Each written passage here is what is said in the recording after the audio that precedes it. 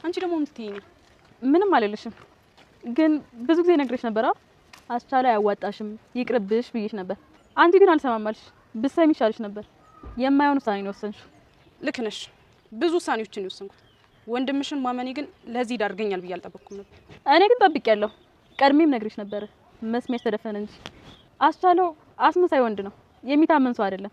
የሚፈልገው ነገር ቢኖር አንድ ነገር ብቻ ነው። የሆነ ሆኗል። ከዚህ በኋላ ምንም ነገር አትለውጭም። እኔ ሌላ ሰራው ነገር ለእያንዳንዱ ነገር የእጁን ያገኛል። ምን ሆነሽ ነው? ለምንድን ነው የምታለቅሽው? አባዬ ታሉ እማዬ እስር ቤት ነው ያለችው። የት ሆናለች? ምንድን ነው ችግር አለ እንዴ? ምን ሆነሻል? አትከዳኝማ። ምንድን ነው የምታወሪው? የምትፈልገውን ነገር ካገኘ በኋላ ጥለኛ አትሄድም አይደል? አትከዳኝማ። ለምንድን ነው ብቻሽን የምተውሽ? አፈቅርሻለሁ እኮ መቼም ቢሆን ብቻሽን አልተውሽም። ልጄን አሳብደውብኛል። አሁን ደግሞ ቤቱን በእኔ ስም ካላደረግሽ እያሉ ቤቴ ሊሸጡብኝ ነው። አውቃለሁ። ይሸጡታል። አረመኔ ናቸው። ግን እርስዎ ከነቁባቸው ኃይላቸውን ነው የሚያጡት። እንዴት?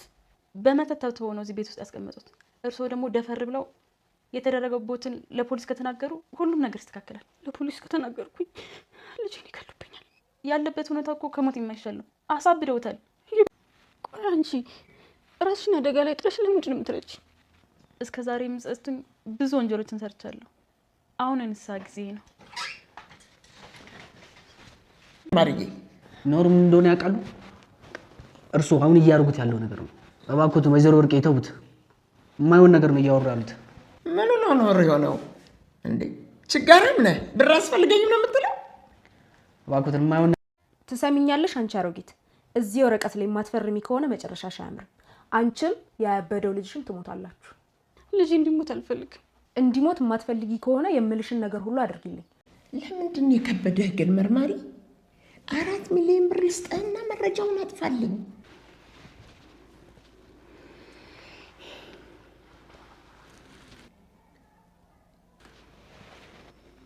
የኤዲት አሰሪ ወይዘሮ ቅድስት የቀድሞ የባለቤቷን እናት አሁን ባለው ባለቤቴ ወይም ፍቅረኛ ስም ቤቱ እንዲሆን ካልፈረምሽ በስተቀር ጎዳና ያለውን ልጅሽንም አንቺንም እገልሻለሁ ስትል መስኪኗ እናት ላይ ዛተችባት።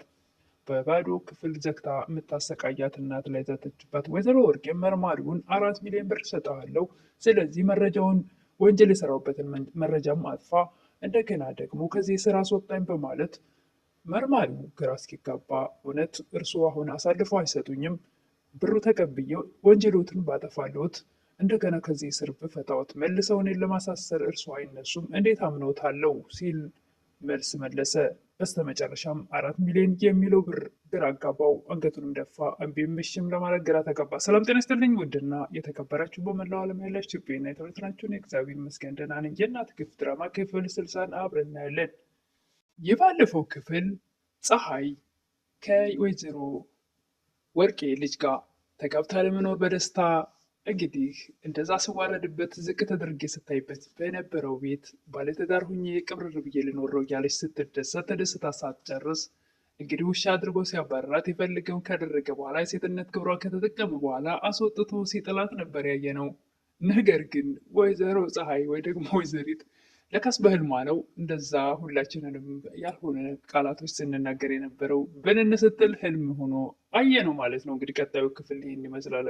እስከ መጨረሻው አብረኔው። ፀሐይም ከእንቅልፏ ስትነቃ እንቅልፍ ወይም ህልም መሆኑን እንደዛም ነቅታም አላመነችም። አባዬ የታለች ውጭ እያለች ስትል ነበረ። አንተስ የፈለግከውን ካደረግክ በኋላ ውጭ ብላ አታባረረኝም? እንደገና ደግሞ አትክደኝም አይደል እያለች አስቻለውን ስትጠይቀው ምን ሆነሽ ነው? ምን ማለትሽ ነው? እንዴት እንደዚህ ያደርግሻለው ነበር ያስቻለው መልስ። እሷ ግን አሁንም ከእንቅልፏ ባናም ህልምም አልመሰላት፣ እውነት እየመሰላት ተጨንቃ ነበረ። የፀሐይ ህልም ረጅም ነበረ። ከቤት ስትወጣ አስቻለው አባሯት መንገድ ላይ ዮዲትን ያገኘት እየመሰላት፣ ዮዲት ደግሞ ነግሬሽ ነበር አይደለ እንደማይሆንሽ ወንድሜ መጥፎ ሰው የሚፈልገውን ካገኘ በኋላ ማንም ሰው እንደማይመስለው ደጋግሜ ነግሬሽ ነበረ፣ ስንቶቹን ህይወት ያበላሽ ብዬሻል ነበረ የሚል ህልም ሁሉ ያቃዣት። እንግዲህ ያ ሁሉ እውነት መስሎን ነበር፣ ነገር ግን ህልም ነው። እንኳን ህልም አደረገላት። እኔም በበኩሌ አለምና የወንዶሰንና ሲመክሯት ይሄ ልጅ አይሆንሽም፣ የወርቄና የዮዲት ወንድም የወርቄ ልጅ አሁን ላንቺ ትዳር ይሆንሻል ትዳር ብለሽ ነው፣ እነሱ ለማንም አይሆንም እያሉ ሲመክሯት አልሰማም ብላ የሰው ምክር አለመስማት የሚል የራሴን ሀሳብ እኔም ሰጥቼ ነበር። ነገር ግን እሱ አይደለም፣ እሱ ከልቡ ነው። ህይወቴ ባንቺ ተቀይሯል። ከመጥፎ ዘር ብወለድም እንኳ አንቺ ለሰዎች ልጆች ፍቅር እንዲኖረኝ ትህትና እንዲኖረኝ አድርገሽኛል ሲላት ነበር። ይሄ ነገር እውነቱን አግኝተነዋል ማለት ነው። ፀሐይም በተደጋጋሚ የምትፈልገውን ካገኘ በኋላ አትከዳኝም አይደለ፣ ጥለኝ አትሄድም አይደለ እያለች ያህልም እውነውን መስሏት በእውነት ያስጨንቃት ነበር። በፍጹም መቼም አልለይሽ ነበር ያስቻለው መልስ።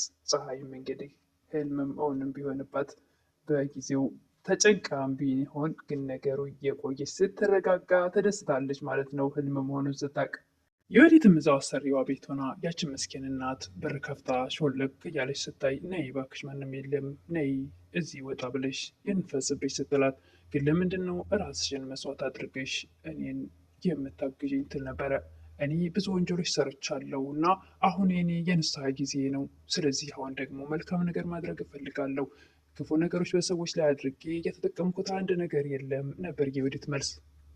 የወዲት የወንደሰን እናትና ራሱን ወንደሰን ላይ የሰራችው ግፍ ምንም እንዳልጠቀማት፣ እንደውም ጭራሽ ሰው ቤት ዝቅ ብላ እንድትሰራ እና እንድትዋረድ እንድትንቋሸሽ ያደረጋት መሆኑን ተረድታለች።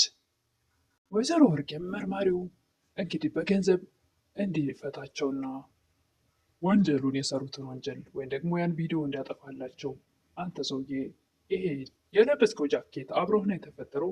ቆዳህ ነው እንዴ? ይልቁን ብር ተቀበልና ራስህንም ቤተሰብህንም ለውጥ ማለቷን ቀጥላለች ወይዘሮ ወርቄ። ወንጀል ሰርቼ ከማገኘው ገንዘብና ህይወቴ ከሚለወጥ ክብሬን ጠብቄ ብኖር አልችልም ነበር መልሱ የመርማሪው። የትኛው ክብር ነው የምትለው? በአንድ ልብስ ተጣብቀህ መሞት። በገዛ ቤቷ ልጇን አሳብደው ውጭ አባረው ጎዳና ለጎዳና እያንከራተቱ እሷንም አንድ ጓዳ አፍነው የሚያሰቃዩት እናትም ለወዲት ቤቴን ሊሸጡብኝ ነው፣ ምን ማድረግ አለብኝ? የልጄ ማስታወሻ ነው ትል ነበረ። አይዞሽ አትጨነቂ እናሳስራቸዋለን ብትላትም የወዲት ነገር ግን እንደዛም አይሆንም፣ እነሱ ቢታሰሩም ይወጣሉ፣ እነሱ እዛ የሚያውቁት ሰው አለ ያስፈታቸዋል። እዚህ ጋር ግን ደግሞ እነሱ ታስረው ከተፈቱ ልጄንም ይገሉብኛል በማለት ጭንቀት ውስጥ ገብታለች። ፈርሚ፣ ካልፈረምሽ ደግሞ እንገላችኋለን ሁለታችሁንም እያሉ ያስፈራሯት ተጨንቃለች ምስኪኗ እናት። ወዲትም በጭራሽ አይገሉትም እነሱ ማሳሰር አለብን ብላ ልትመክራትም ልታጽናናትም ብትሞክር ሴትዮዋ ግን መጽናናት አልቻለችም። እየዛቱባት ስለሆነ ካልፈረምሽ እዚህ ወረቀት ላይ እንገላችኋለን ሁለታችሁንም። ፀሐይም ስታለቅስ አስቻለው ምንም ባልተፈጠረ ነገር እንዴት እንባሽን ታፈሻለሽ? ለእኔ ከእውነት የመሰለኝ ትተኝ ሄድክን መሰለኝ። አባዬና የወዲት የተናገሩት ቃላትም ራሱ በአይምሮ እየተመላለሰ አሁንም ረብሾኛል። እኔ ያለንች መኖር አልችልም፣ ወድጄሻለሁ፣ አፍቅሬሻለሁ አይደል እንዴ ይል ነበር አስቻለው። ፀሐይም ቶሎ ብለህ በፍጥነት አግባኝ፣ እኔ እኮ ከዛሬ ነገ ትተኝ ሄድክ እያልኩ እየተጨነኩ ነው። ወይዘሮ ወርቄን በተደጋጋሚ 4 ሚሊዮን ብር ልስጥህ እባክህን፣ ወንጀሉንም ሰርዝልኝ፣ ቪዲዮን አጥፋልኝ፣ እኔንም ከዚህ እስር ቤት አስወጣኝ እያሉ ይጨቀጭቁታል። እሱም እባክዎት ስራዬን ልስራበት፣ እኔ እንደዚህ አይነት ፖሊስ አይደለሁም፣ በጭራሽ ሕሊናዬን አልሸጥም። ለዚህ ምስኪን ሆነ መኖር ትፈልጋለህ እንዴ?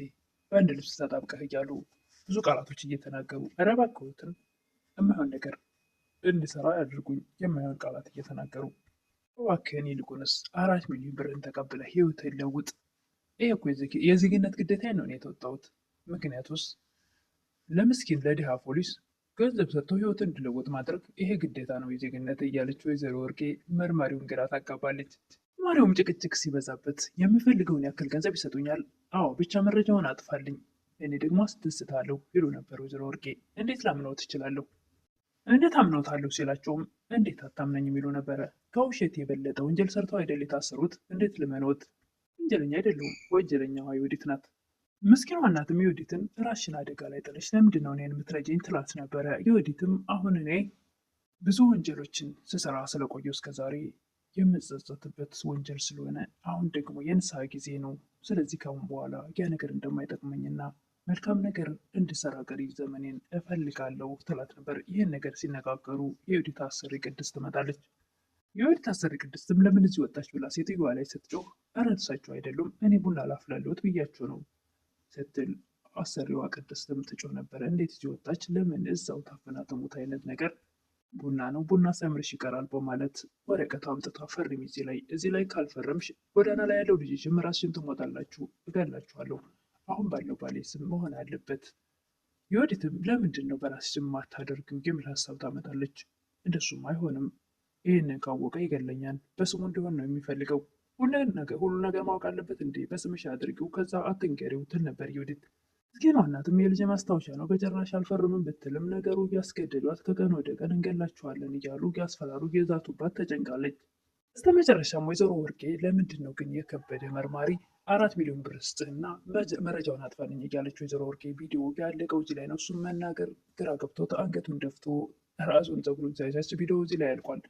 እንዲህ ልውሰድ፣ ልቀበል፣ አልቀበል ወይ ደግሞ ብቀበልስ ወይዘሮ ወርቄ ተናግራ ወንጀለኛ ነው ብላ ብታሳስረኝስ እያለ ራሱን ጭንቀት ውስጥ አስገብቷል። መርማሪውም 4 ሚሊዮን ብሩ በተደጋጋሚ ሲጠራ መርማሪውም ከራሱ ጋር እየተሟገተ ነው። ገንዘቡን ልቀበል አልቀበል ወይስ ወይዘሮ ወርቄ አሳልፋ ትሰጠኛለች፣ ታሳሰረኛለች፣ እሱ ወንጀለኛ ነው ሙስና ተቀብሏል ብላ ታሳሰረኛለች የሚለውም አሳስቦታል። ገንዘቡንም አጓጉቶታል። እንግዲህ ምን እንደሚፈጠር በቀጣይ የምን ይሆናል።